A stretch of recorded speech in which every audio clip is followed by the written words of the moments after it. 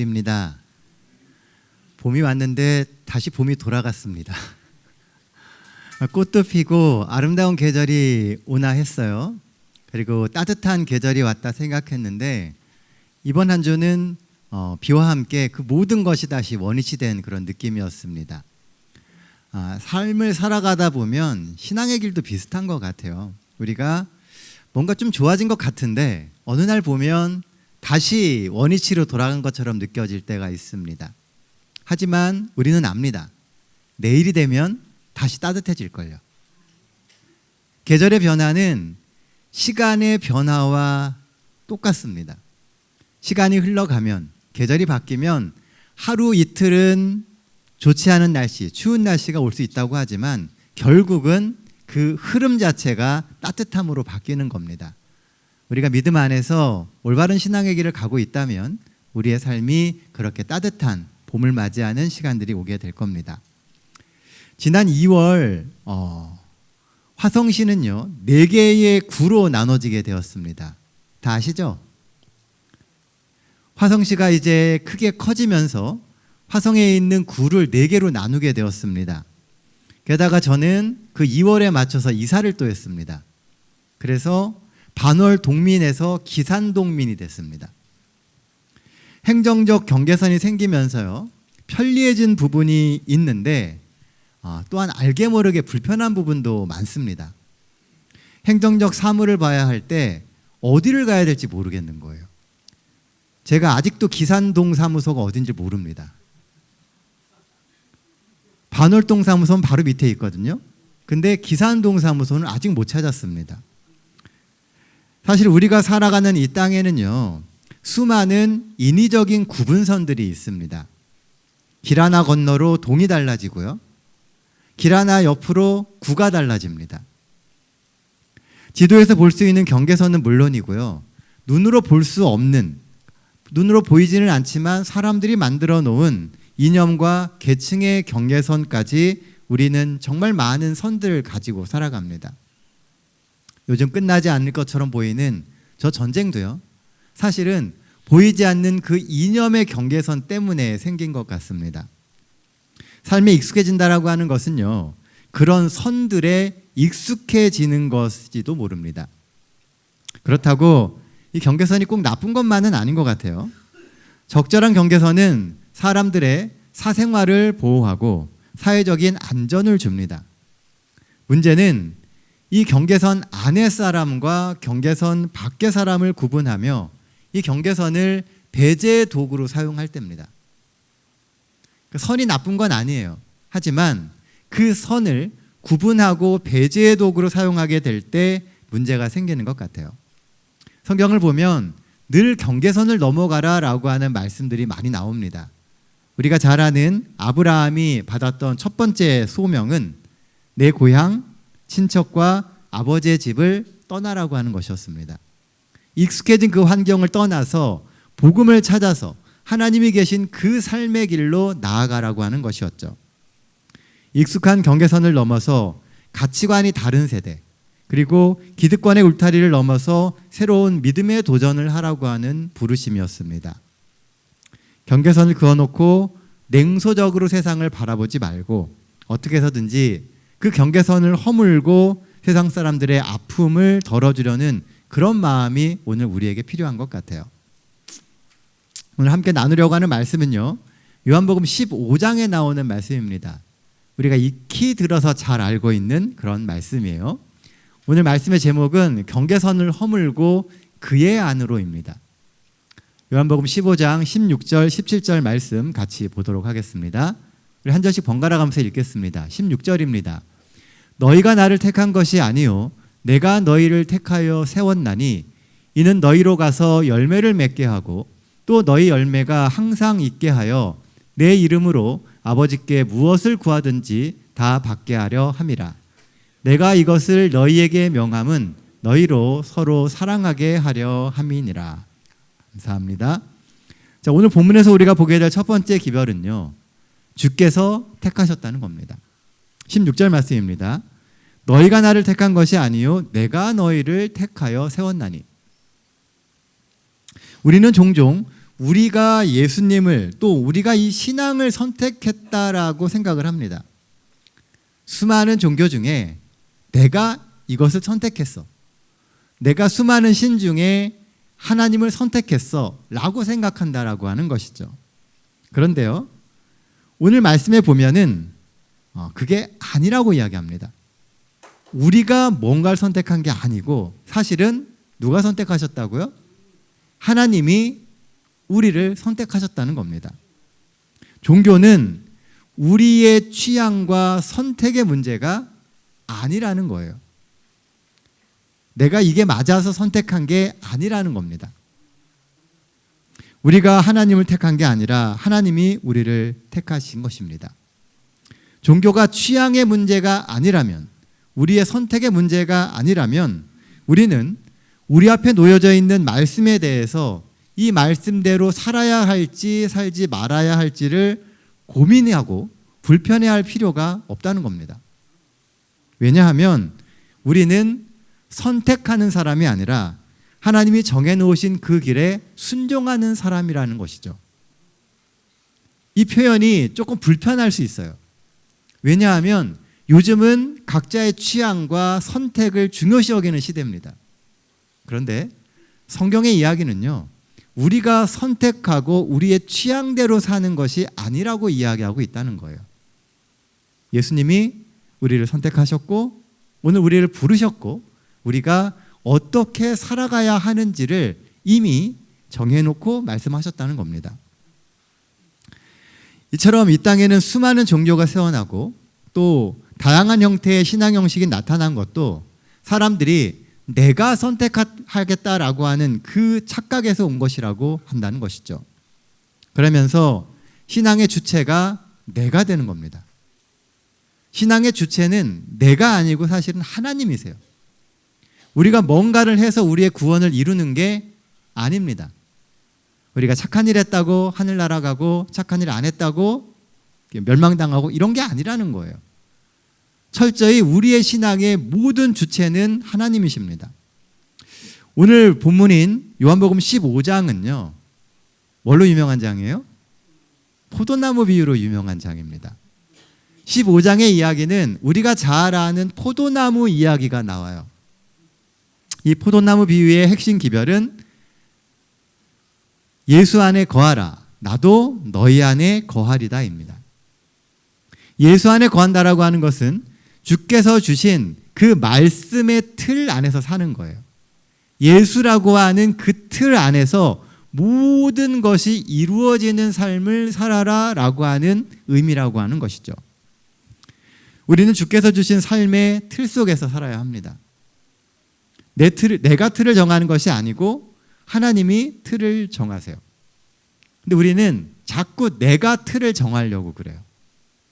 내가 선택하려고 하고 내가 원하는 방식으로 나의 삶을 살아가려고 한다는 거죠.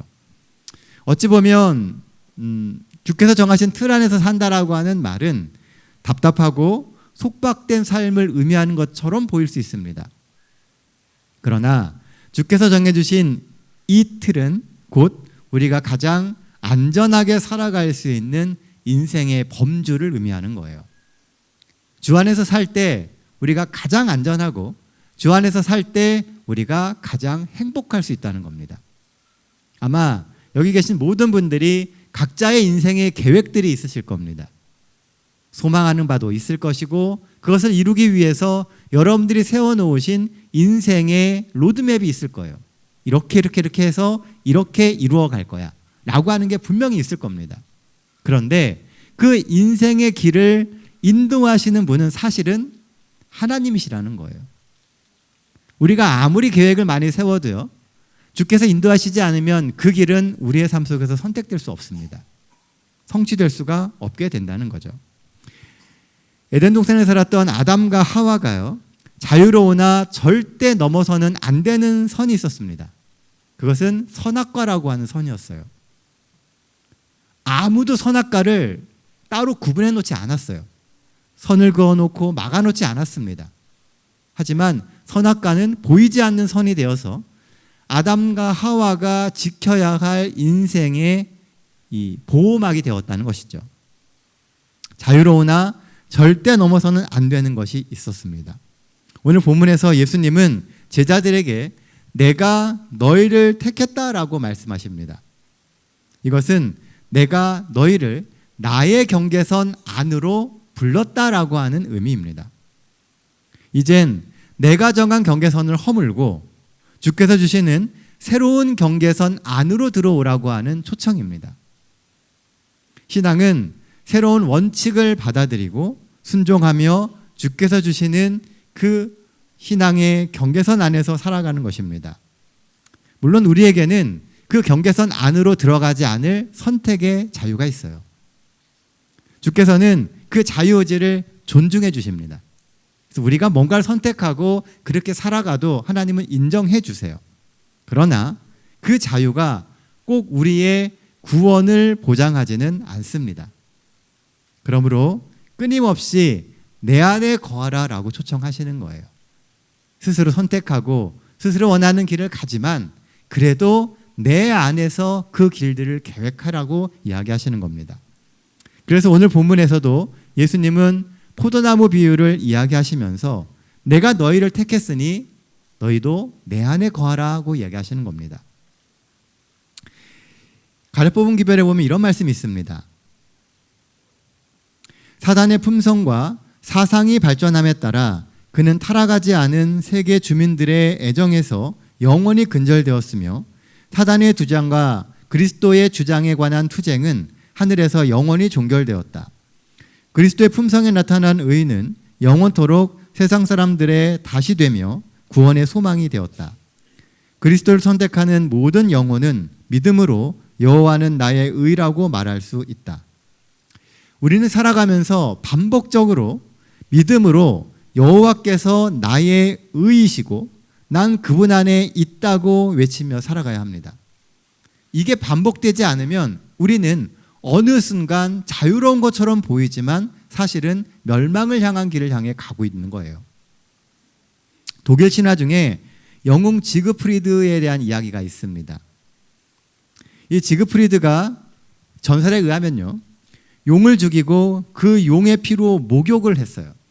그러자 그의 모든 피부가 강철처럼 변해서 그 어떤 칼로도 뚫리지 않게 되었다고 이야기합니다.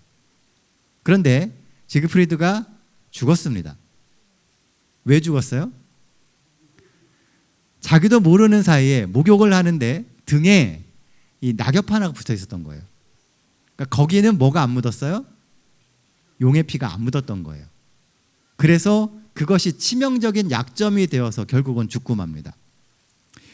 모든 것이 완벽하다고 생각했는데 사실은 치명적인 오점이 있다는 거죠. 현대인들은 상처받기를 원치 않으면서 자신만의 사상으로 견고한 성을 쌓습니다. 그것이 과학이 될 수도 있고 논리가 될 수도 있고요. 때때로는 우리가 오랜 시간 경험에서 얻은 경험의 결과일 수도 있습니다. 그런데요, 그 탄탄해 보이고 완벽해 보이는 그 너머에 치명적인 오점이 있다는 거예요. 우리는 그게 무엇인지를 모른다는 겁니다.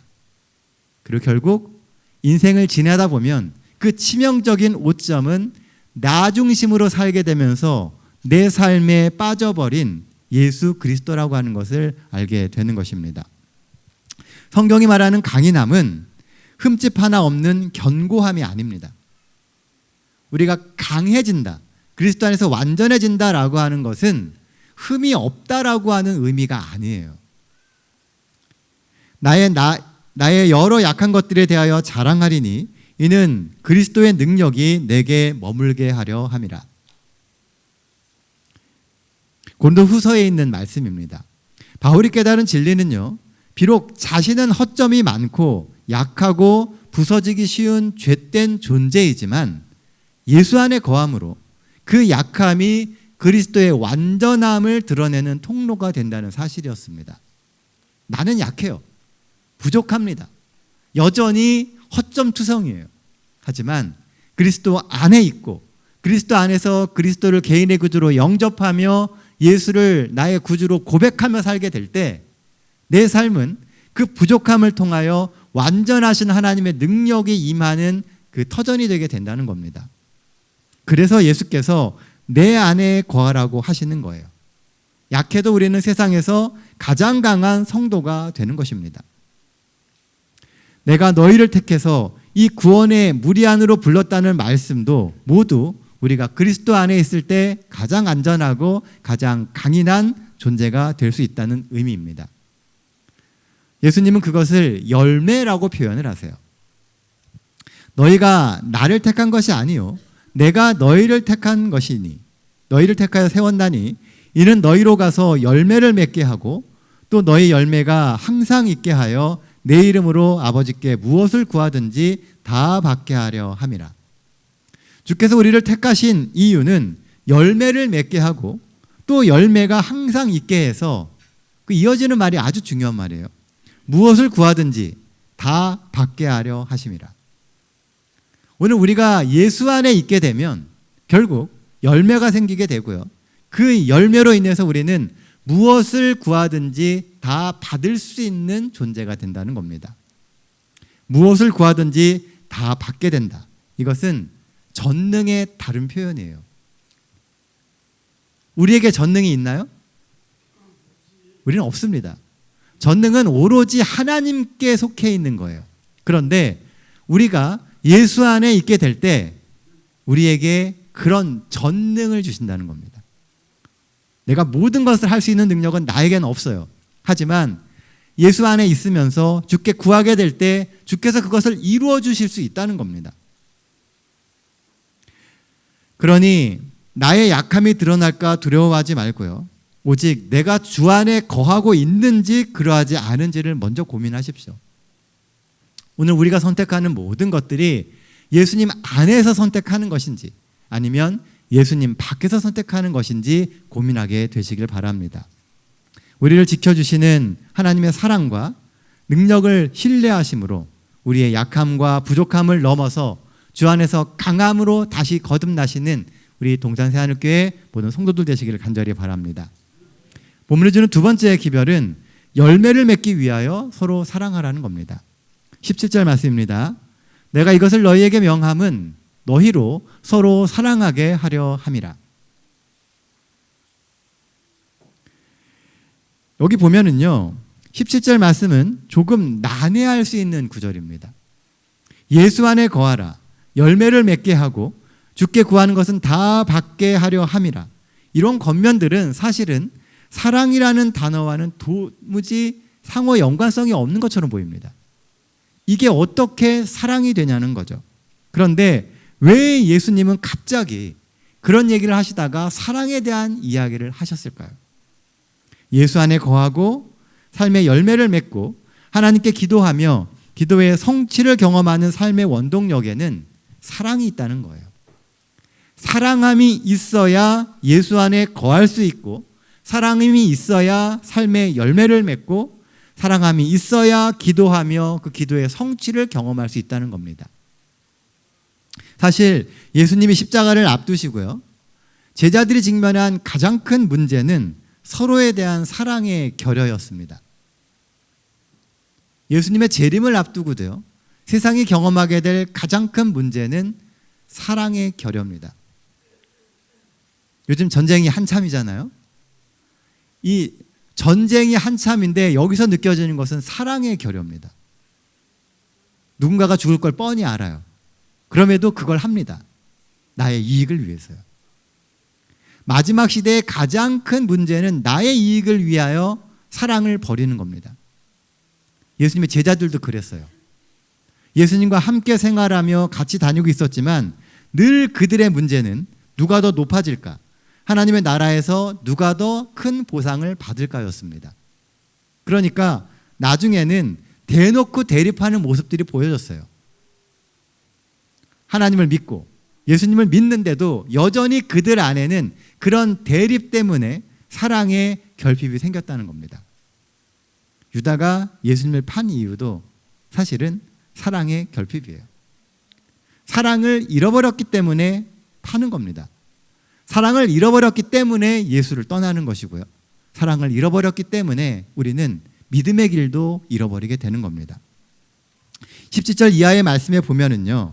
우리가 예수님 안에 거하면 받게 될 미움과 박해에 대해서 이야기합니다. 세상은 믿는 자들을 박해해요.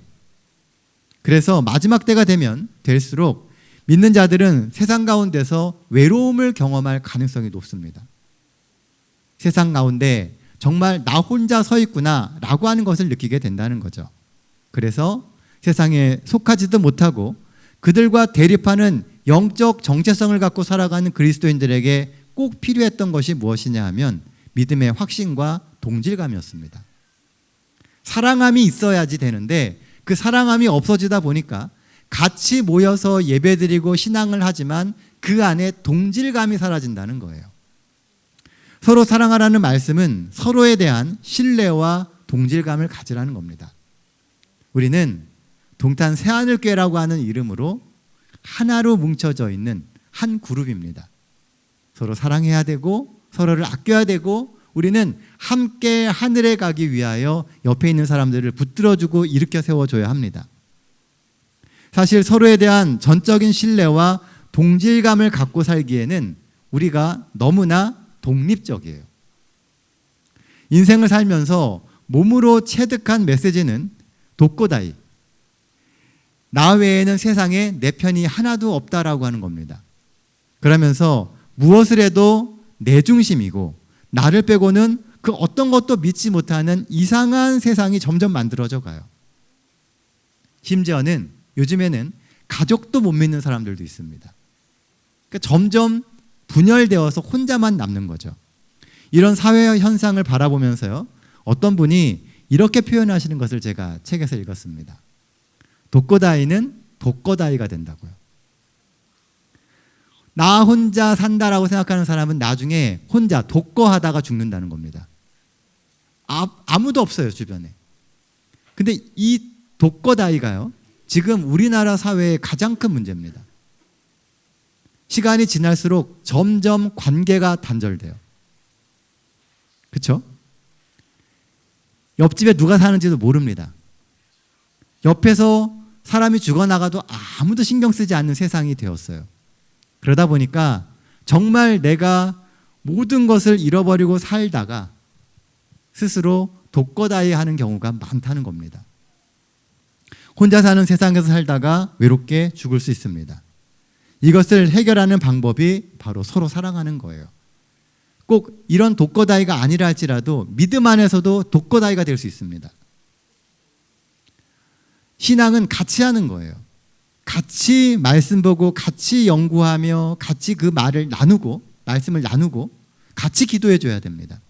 그게 없으면 나 혼자 하는 신앙은 오래 갈 수 없고 결국 예수 안에 우리는 머물 수 없게 됩니다. 연약한 영혼, 아직 믿음의 자리를 찾지 못한 내 옆에 사람들을 보듬고 관심을 가져주며 사랑의 손길을 내어주게 될 때 세상은 더 살기 좋은 곳이 되며 그곳에서 우리는 하나님의 사랑을 만나게 되는 겁니다. 분명 우리가 만날 세상은요, 두렵고 떨리는 곳입니다. 때론 비정하고 날카로우며 나 같은 사람은 전혀 고려해주지 않는 것처럼 여겨질 수 있습니다. 하지만 내 안에 사랑을 나누고 나의 진심을 전하며 서로를 아껴줄 때 우리는 용기 내어 믿음의 삶을 살아갈 힘을 얻게 됩니다. 사랑으로 믿음을 이어가야 돼요. 사랑이 믿음의 양분이 되어야 합니다. 오늘 이 교회 안에 그런 사랑으로 더 많은 믿음의 꽃이 피어나게 되길 간절히 바랍니다. 춥고 앙상했던 겨울이 언제였나는 듯이 봄이 오지 않았습니까? 믿음을 갖고 서로 사랑하며 살아가는 우리의 삶에도 예수께서 준비하신 봄이 옵니다. 서로 사랑하며 예수 안에 거하는 우리에게 축복의 열매가 주렁주렁 맺히게 될 그 계절이 오고 있습니다. 하나님이 준비하시고 예수께서 그 피로 키우시며 우리의 사랑으로 열매 맺는 그 열매가 우리 삶에 있습니다. 서로 사랑하면 곧 그 사랑이 우리를 예수 안에 붙들어 매주게 될 겁니다. 내 주변에 내가 사랑하고 예수 안으로 초청해 줘야 할 영혼들이 없나 한번 살펴보십시오. 우리가 그들의 구원의 매개체가 되어야 합니다. 교회가 존재하는 이유는 세상의 수많은 영혼들이 주께 돌아오게 만드는 그 길이 되어주는 겁니다. 오늘 우리가 그 일을 해야 돼요. 예수 안에 거해야 됩니다. 우리만 거하는 게 아니라 세상에 있는 많은 사람들이 예수 안에 거할 수 있게 해야 돼요. 믿음으로 그들을 초청해야 되고 그들을 교회 안에 있게 만들어야 되며 그들의 마음 가운데 예수 그리스도를 심어줘야 합니다. 이 한 주 예수 그리스도의 사랑으로 서로의 삶에 사랑을 더하며 살아가는 우리 모든 동탄 새하늘교회 성도들 되시기를 간절히 바랍니다. 말씀 정리하겠습니다. 본문이 주는 기별 첫 번째는 주께서 나를 택하셨으니 주 안에 거하라는 겁니다. 하나님은 절대로 우리를 버리지 않으십니다.